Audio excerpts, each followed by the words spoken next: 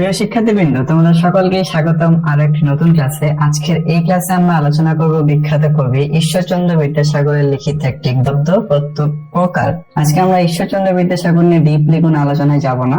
আজকে আমরা আলোচনা করব প্রত্যুপকার গল্পটি নিয়ে, এবং শুদ্ধ বাংলা ভাষায় যাকে বলে সেইভাবে আমরা বিশ্লেষণ করব, যেন তোমরা খুব ইজিলি জিনিসগুলো বুঝতে পারো। তো চলো দেরি না করে শুরু করি আমাদের আজকের ক্লাসটি। দেখো, প্রত্যেক প্রকার যে গল্পটি রয়েছে, এই গল্পে মেইনলি তিনটা ক্যারেক্টার রয়েছে, ঠিক আছে। এই তিনটা ক্যারেক্টারের উপর দিয়ে, অর্থাৎ এই তিনটা ক্যারেক্টারের আলোচনা দিয়ে পুরো গল্পটি সামনের দিকে অগ্রসর হয়েছে। দেখো, প্রত্যেক প্রকার গল্পটি পড়ার সময় আমরা এই তিনটি চরিত্র খুব বেশি আমরা দেখতে পাবো। তার মধ্যে একজন রয়েছে খলিফা মামুন, যিনি কি খলিফা অর্থাৎ শাসনকর্তা, পুরো রাজ্যের শাসনকর্তা ছিলেন তিনি, খলিফা মামুন। এই খলিফা মামুনের একজন প্রিয় পাত্র ছিলেন। সেই প্রিয় ব্যক্তি অথবা পাত্রকে, সেই প্রিয় ব্যক্তি হলেন আলী ইবনে আব্বাস।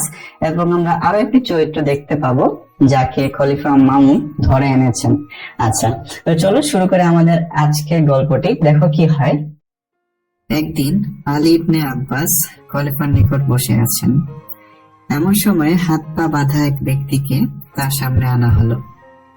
ঠিক তখন খলিফা আলী ইবনে আব্বাসকে হুকুম করলেন, তুমি এই ব্যক্তিকে নিজ বাসায় নিয়ে গিয়ে বন্দি করে রাখো এবং কাল আমার সামনে নিয়ে আসবে।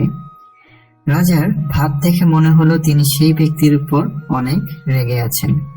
আলী ইবনে আব্বাস খলিফার কথা মতো সেই ব্যক্তিকে বাসায় নিয়ে আসলেন এবং জিজ্ঞেস করলেন, তোমার জন্ম কোথায়?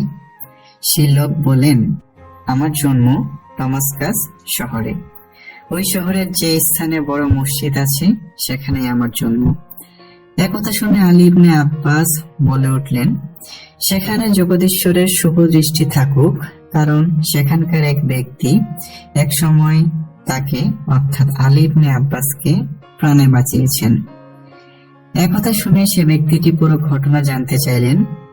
আলী ইবনে আব্বাস বলতে শুরু করলো যে বহু বছর আগে ডমাসকাস এর শাসনকর্তা পদচ্যুত হন।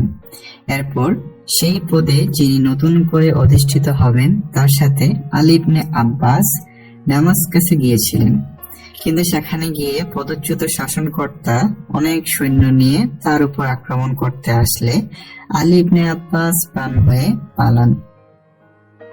এমন সময় এক ব্যক্তির নিকট তিনি আশ্রয় গ্রহণ করেন। মাসখানেক সেখানে অবস্থান করার পর সেই ব্যক্তি আলী ইবনে আব্বাসকে বিশাল আয়োজনের মাধ্যমে তার নিজ দেশ অর্থাৎ বাগদাদে পাঠান। সেই যাত্রায় আলী ইবনে আব্বাসের প্রাণ বেঁচে যায়। তাই সেই স্থান অর্থাৎ ডমাসকাস আলী ইবনে আব্বাসের এতটা প্রিয়। কিন্তু তার মনে একটাই আক্ষেপ, সেই মানুষটি যে তাকে এত সাহায্য করেছিল তার কোনো খোঁজ তিনি পাননি। তার প্রতি কোনো কৃতজ্ঞতা প্রকাশের সুযোগ পেলে আলী ইবনে আব্বাস শান্তিতে মরতে পারতেন, অর্থাৎ মৃত্যুর সময় তার কোনো ক্ষোভ থাকতো না। একথা শোনা মাত্রই আটককৃত সে ব্যক্তি খুশি হয়ে বলে উঠলেন, আপনার মনের আশা পূরণ হয়েছে। আমি সেই হতভাগা যে আপনাকে আমার নিজ বাসায় আশ্রয় দিয়েছিলাম। একথা শুনে আলী ইবনে আব্বাস চমকে উঠলেন এবং কিছুক্ষণ পরীক্ষা নিরীক্ষা করে দেখার পর তিনি তাকে চিনতে পারলেন। আলী ইবনে আব্বাস তাকে জড়িয়ে ধরলেন এবং তার হাত পায়ের বাঁধনগুলো খুলে দিলেন। তখন তিনি বলে উঠলেন, কিছু খারাপ লোক হিংসা ও শত্রুতা করে তার ব্যাপারে খলিফার নিকট দোষারোপ করেছে। আলী ইবনে আব্বাস বললেন, তোমার কোনো ভয় নেই, তুমি স্বাধীন তোমার শহরে ফিরে যাও। কিন্তু সে ব্যক্তি আলী ইবনে আব্বাসের কথা শুনলেন না, কারণ তিনি ভালো মতোই জানতেন রাজা তাকে না পেলে আলী ইবনে আব্বাসকে হত্যা করবেন। তিনি বলে উঠলেন, কিছু কাল আগে যার প্রাণ আমি রক্ষা করেছি, আজ নিজের জীবন বাঁচানোর জন্য সেই প্রাণের বিনাশে কারণ হব না।